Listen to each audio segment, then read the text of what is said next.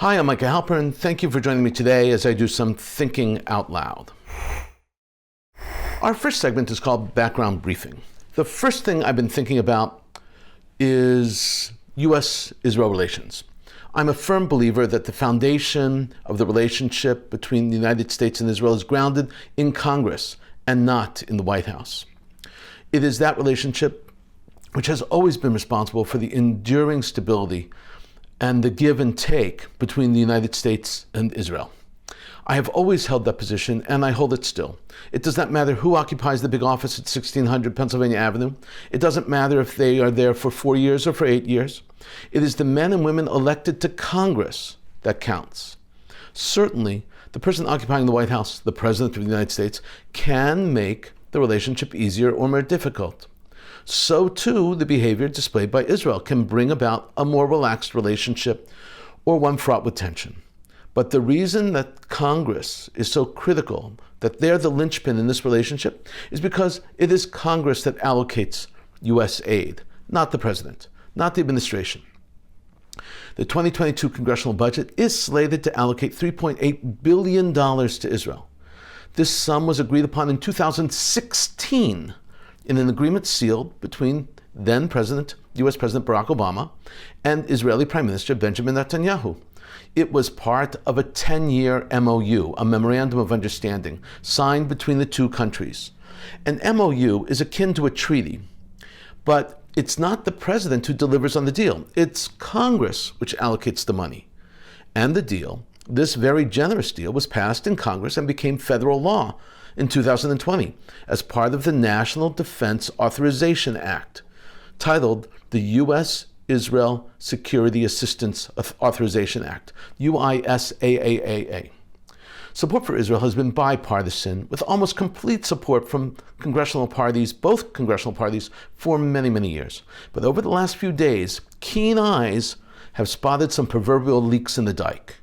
Certainly, anti-Israel websites have noticed it, and they have latched onto it as a change, and they're touting it as a new trend in the relationship between the United States and Israel. They are declaring that it's the beginning of the end of the unfettered pro-Israel congressional orientation. At a virtual J Street conference held recently, two senators, Senator Elizabeth Warren and Senator Bernie Sanders, independently suggested that aid to Israel be conditional. They aim to link U.S. aid to Israel with Israel's behavior towards the Palestinians. This agenda item, brought by Sanders and Warren, came just days after another member of Congress, Betty McCollum, a Democrat of Minnesota, introduced a bill calling for the prohibition of using U.S. taxpayer money to foster human rights violations against Palestinians and for funding the annexation or demolition of Palestinian homes. In response to McCollum's bill, AIPAC galvanized their supporters. A letter spearheaded by Ted Deutsch, a Democrat from Florida, and Michael McCall, a Republican from Texas, was sent around Congress. 328 members of Congress signed that letter, 328. It was then sent to the chair of the House Appropriations Committee, Rosa DeLauro, a Democrat from Connecticut, and to the ranking member of that committee, Kay Granger, a Republican of Texas. The letter was short and to the point.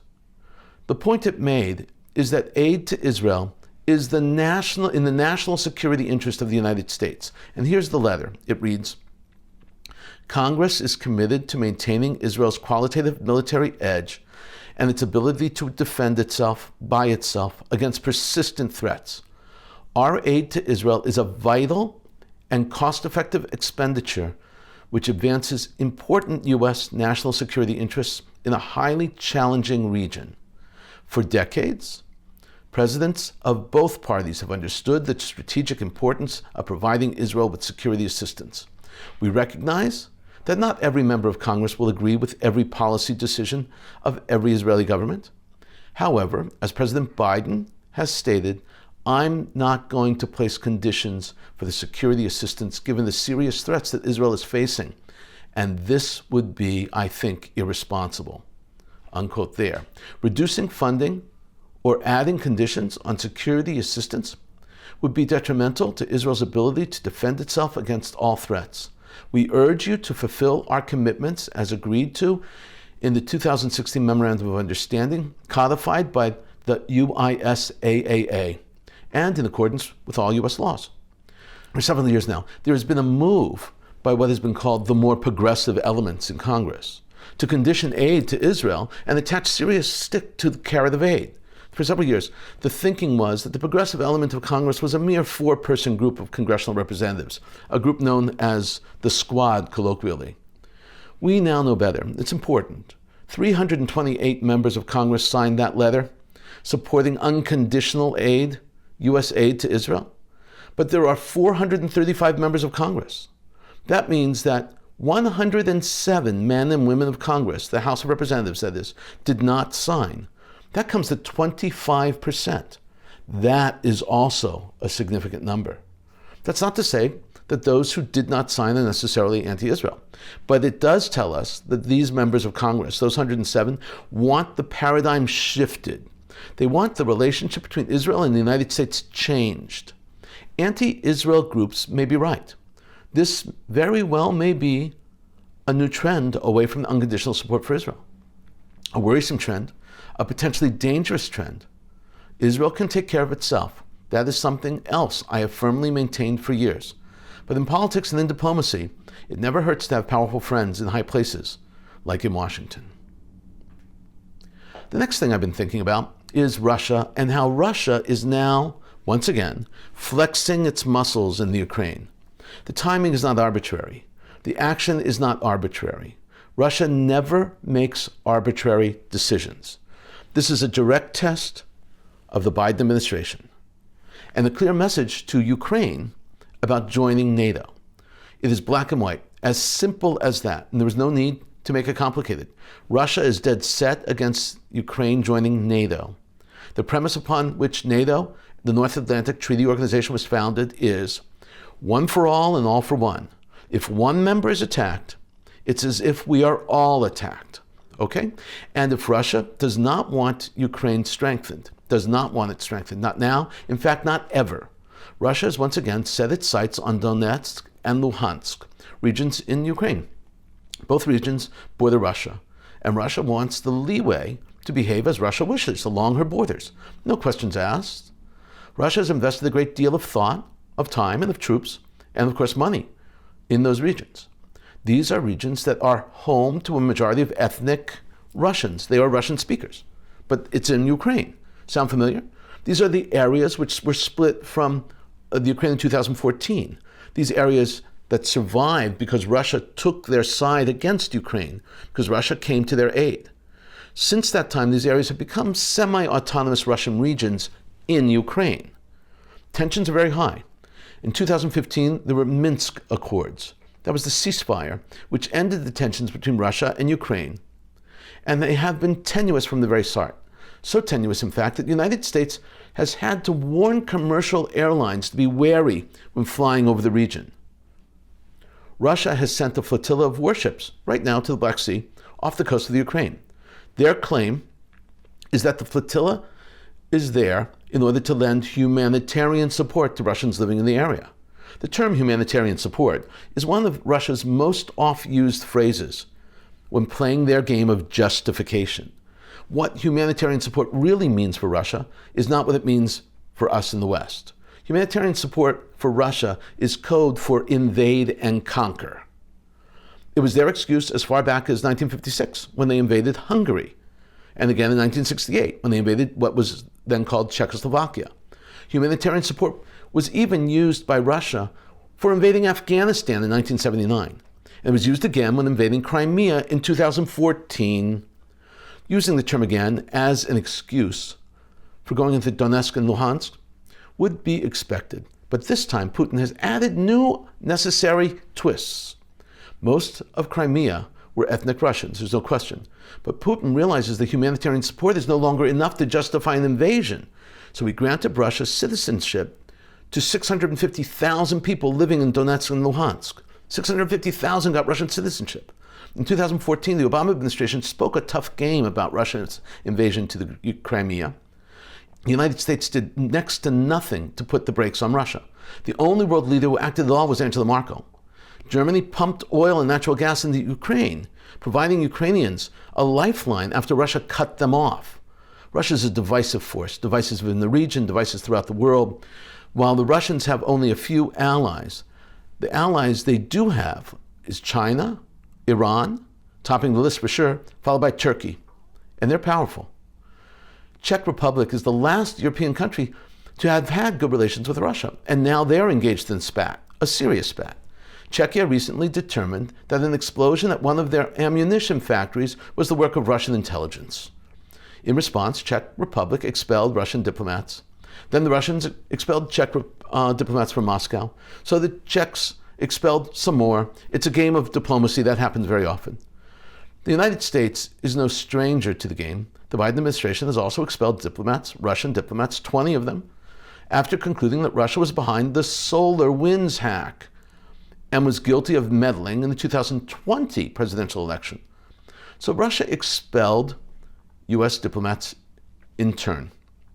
But the Russian naval buildup in the Black Sea close to Ukraine remains. The Navy has been joined by troops. The United States is worried, and they sent their own warships into the Black Sea. Russia has said, in essence, stay away. Approach the region at your own risk. It is a risk the United States is willing to take. Russia must not control the Black Sea. It is a hugely important sea route, especially important for oil. The Black Sea is a misnomer, by the way, and this is important. It's actually the largest lake in the world. There is only one way in and out of the Black Sea. It begins with the Dardanelles Straits, known also as the Straits of Gallipoli, which flow into the Marmara Sea, and then through the Bosphorus Straits, and finally into the Black Sea. The Bosphorus Straits and the Dardanelles Straits separate Europe from Africa. The Ukrainian grab by Putin is a serious challenge for the Biden administration. The Russians are taunting the United States. Strong words of warning mean nothing to Putin. And her ally China is watching intently and planning their own steps because China is involved in naval intimidation right now, especially with Taiwan, and the United States is nearby them. The United States has asked Russia to join them for a summit, to sit down and talk, in the style of the United States. Putin, however, is not a big talker. He's a pusher. Putin is a pusher. And most of the time when Putin pushes, others don't push back. As President, Joe Biden is new at this. We'll soon learn how Biden and Putin play out the game. Coming up next, points of view. Today I want to look at one column and the response to the column. The column comes from the Jerusalem Post. It's entitled, Princeton Hillel and an Israeli Flag Opinion, subtitled, Inclusivity is a two-way street. I, along with many other students, feel excluded by a Hillel that refuses to prominently display the Israeli flag. It's written by a personality named Jacob Katz, a student at Princeton. Katz is a Princeton student after serving in the IDF as a paratrooper. His column was published on April 25th, 2021. After this column was published, Princeton Hillel, aka CJL, the Center for Jewish Life, wrote a response. That response will be the second column we look at. This is how Katz begins. I'm a sophomore at Princeton University and a veteran of the IDF. When I recently asked to hang an Israeli flag in Princeton's Hillel House, also known as the Center for Jewish Life, CJL, I was greeted with anything but an enthusiastic yes. In response to my request, CJL leadership deliberated, and ultimately resolved to hang a flag in the least public common space in the entire building. The flag will be visible to anyone visiting the printer, some faculty offices, or the bathroom at the end of the hall upstairs. I repeatedly requested both during and after deliberations to fly the flag on the building's main level, but those requests have been denied. Katz now describes the tone of the response as understood by him. No Zionist can understand why this request would not be met with anything less than enthusiastic yes. Actually, I am stunned that there was not already an Israeli flag flying in the building. Having been in that building, I am shocked that I did not know this myself and say something at the time, because I certainly would have. The Israeli flag belongs in that building. Katz continues.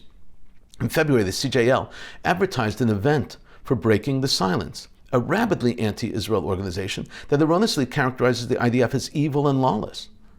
BTS has been widely discredited for presenting false information, exaggerations, and conspiracy theories. Nonetheless, the CJL saw it fit to tacitly endorse BTS's talk on their email server. adding that the program meets the standards of CJL's Israel policy. Spurred by the BTS event, I asked CJL to hang an Israeli flag. Though I attended the event in the spirit of promoting difficult dialogues and free expression, I felt alienated and disrespected by the CJL's endorsement. I wanted the clearer picture of where my Hillel stood on Israel, so I asked for the flag, the baseline symbol of support for Israel's existence. The CJL's refusal to prominently display the flag is even more perplexing when considering their Israel policy statement. Hillel at Princeton University, CJL, is committed to Israel as a Jewish and democratic state and the homeland for the Jewish people. We support Israel's existence, legitimacy, and security. If the CJL truly stands by its policy, why won't they prominently display the flag of the Jewish people's homeland? Katz concludes by writing, "A flag, in essence, is symbolic. Its placement is a direct reflection of its importance to a community. The CJL's actions are emblematic of an ideology endemic to American college campuses, apologetic Zionism. Jews today have the privilege and the right to fly our country's flag with pride. If our Hillel houses are apologetic in their support for Israel, thousands of Jewish students will follow their lead. I call on CJL, an organization full of truly wonderful and hardworking people, to correct this misstep and to show its unapologetic support for Israel's existence. I've already ordered the flag and the pole. Will you let your actions speak for themselves?" Katz is correct. Now, I want to actually CJL's response to this. The Center for Jewish Life, Princeton Hillel, has chosen to hang an Israeli flag in our building as a recognition of our support for Israel as a Jewish and democratic state. CJL is committed to helping Princeton students build a connection to Israeli history, people, and culture, and its religious significance for the Jewish people. As part of our mission, the CJL promotes a wide range of trips, lectures, seminars, and hands-on activities to cultivate connections with Israel that are well-informed, personal, and transformational. We encourage students to engage with Israel through travel, dialogue, lectures, fellowships, internships, and through meaningful conversations with Israelis on campus, including the CJL Israel Fellow. Students can join one of our Israel-related student groups, Tigers for Israel, J Street U, and Tamid, or participate in the Keller Center's summer internship in Tel Aviv. They can also participate in travel opportunities through our Birthright Israel trips and Inside Israel. The CJL organized trip led by Daniel Kurtzer, former U.S. ambassador to Israel and Egypt, as well as Tiger Trek experience focusing on high-tech startup industry. The Israeli flag will hang on the second floor of the CJL opposite the main offices. This location will complement the existing depictions of the flag in the painting of Ben Gurion in the first floor lounge and mural of Jerusalem in the CJL dining hall, both of which are located on the first floor of our building. That's it. That's the response. My response is that lovers of Israel should feel at home in CJL, in Princeton. Hanging the flag in a prominent location is a proper and respectful thing to accomplish that. I would suggest that they also hang the Israeli flags in two other areas, the areas used as synagogues. The blue and white flag of Israel should hang proudly along the United States flag, which is the tradition in most synagogues in the United States. And the two areas, by the way, are not just synagogues, they're also used as other rooms in the Hillel in Princeton. Coming up, commentary through cartoons, where pictures tell the story. I want to show you two cartoons today, both from Dry Bones by Yaakov Kirshen. The first depicts a person reading the paper. His comments are, what is really disturbing is that the international community seems less worried about Iran threatening to destroy Israel, and more worried about the possibility of Israel stopping Iran from doing so. Dry Bones has plenty of space and can often give an entire commentary in one single comment and in the comic itself, and this is one of the ways in which it is tremendously unique and insightful. Next, Dry Bones pokes fun at Iran and the United Nations and the Western world regarding the issue of women. A man is reading the news on his computer. He says, in a secret vote, the UN elected Iran on its Council on Women's Rights. Someone in the background shouts, that's shocking, outrageous, and unbelievable. The guy at the computer responds, what's shocking, outrageous, and unbelievable is that at least 4 Western democracies voted for Iran. So sad, so frustrating. Unfortunately, so true. In a moment, more of my own perspective and a few predictions. The highest court in Europe ruled that a Muslim man named Kobili Traor could not be tried and was not criminally responsible for the murder of Sarah Halimi, a 65-year-old Jewish woman, a retired doctor, a teacher whom he threw out of her third-floor window. Traor's defense was that he was not responsible because he was under the influence of marijuana. The exact words were, he was in a delirious fit. As he threw out the window, witnesses heard him shout Allahu Akbar, which is Arabic for God is the greatest. Tens of thousands of people all over the world protested this decision by the French court. The main protest was held in front of the Eiffel Tower, where protesters held up signs which read, Jewish Lives Matter. French President Emmanuel Macron weighed in. This was the second time he commented on this highly unusual case. It's very unusual for the president to say anything about a case. France respects the separation of the powers, and Macron instructed the Minister of Justice to change the law as soon as possible. Macron said this in France. France does not judge citizens who are sick. We treat them. But deciding to take drugs and then going crazy should not, in my opinion, take away your criminal responsibility. President of France wants to reassure the Jewish community that the Republic would keep them safe, he said.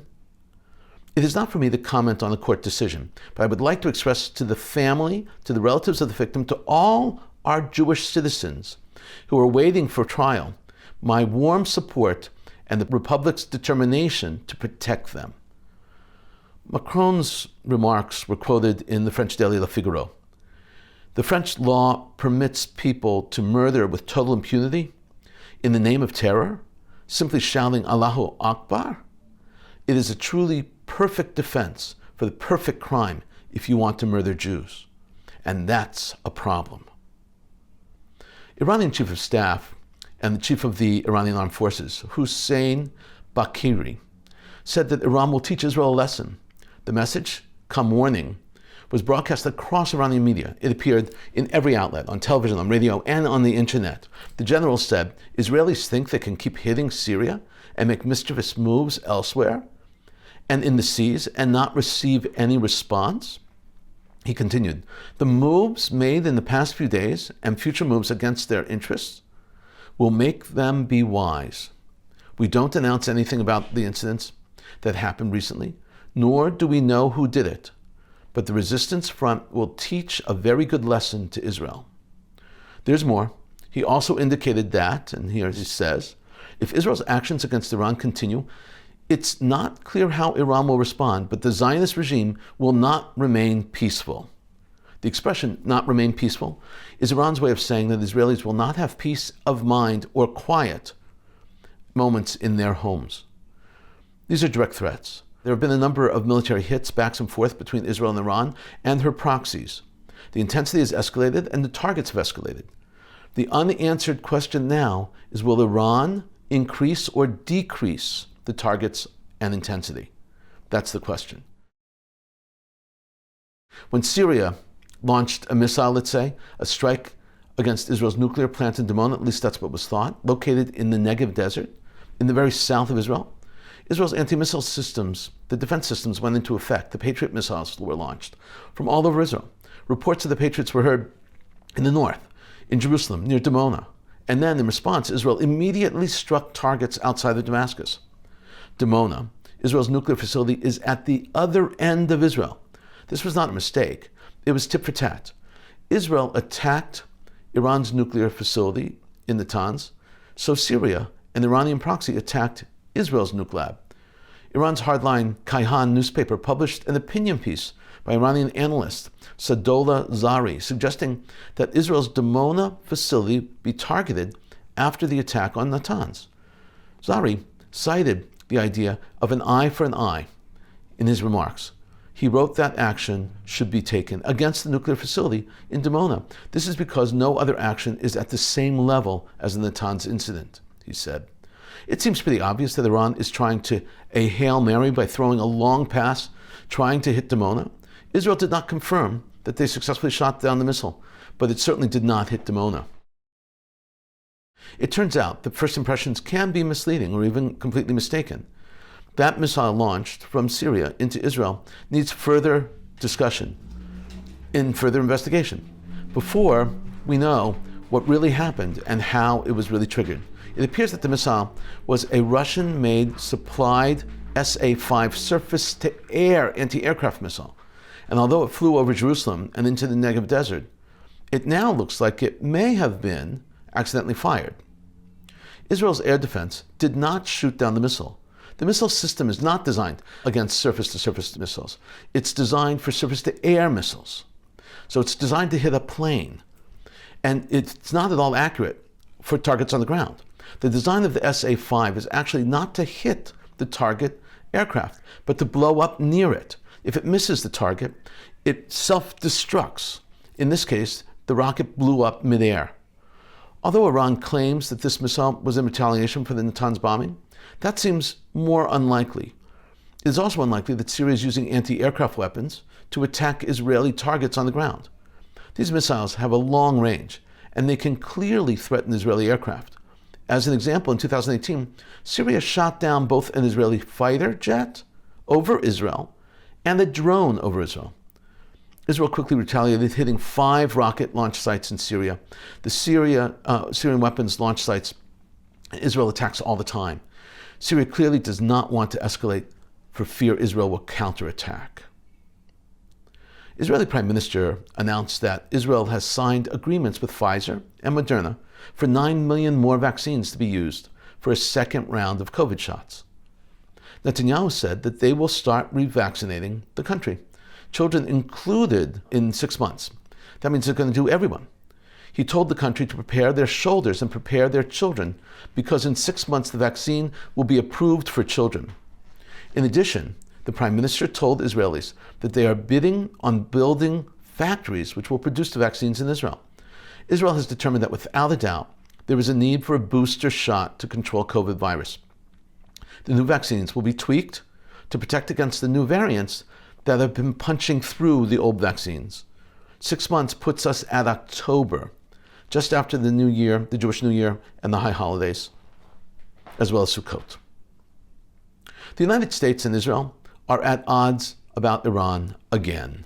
The United States, along with 5 other permanent members of the United Nations Security Council, plus Germany, are in serious talks in Iran about their nuclear development. While they are in talks, Israel has been attacking Iran, Iran's Natanz nuclear lab, let's say, for instance, knocking out the centrifuge system. The United States made it very clear to Israel that they were not happy at all about the attack. So Israel has agreed to step back and halt their aggressive acts against Iran. The trade-off is that Israel is expecting, or at least hoping, to have a significant input into the U.S. policy regarding Iran. I would posit that Israel step up their strikes against Iranian targets in order to one day, let's say, which turns out to be now, pull back so that Israel always intended to use these attacks as a valuable card to play with the United States. We've been thinking out loud about a lot today. Now that you know what I've been thinking, let me know what you're thinking. Email me at micah@jbstv.org. Tweet me at Micah Halpern. Tell me what you think. Before we end, let me leave you with one piquante piece of information.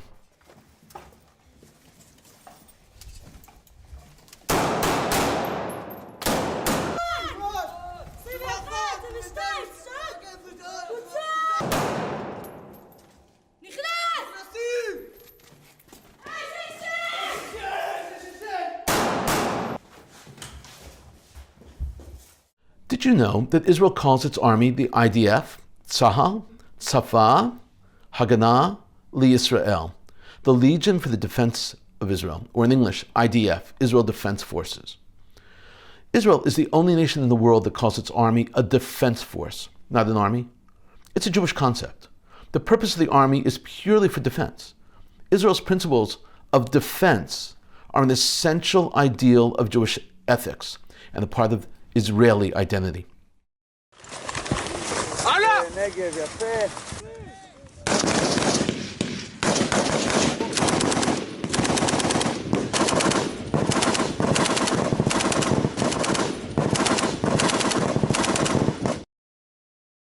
Thank you for thinking out loud with me, Micah Halpern. Let's think out loud again next week on JBS.